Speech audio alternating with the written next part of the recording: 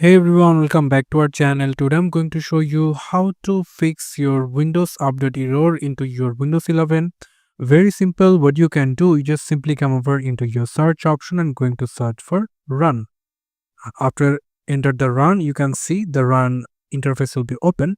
And from here, you just need to type uh, services.msc and then click enter.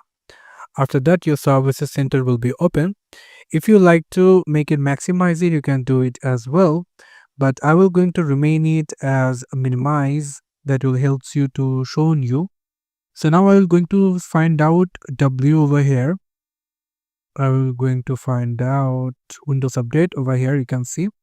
So what you can see, if your Windows Update is set on disabled, then what you can do, just simply click on that, go for properties, and then go for startup type, and if it's disabled, just set into automatic and then click apply and then click start, and it will fix your problem. And after, if you just restart your device, that will help you to fix the problem very easily. So this is how you can fix your update error in Windows 11. Thank you so much for watching this video. I hope to see you in another videos. Till then, goodbye.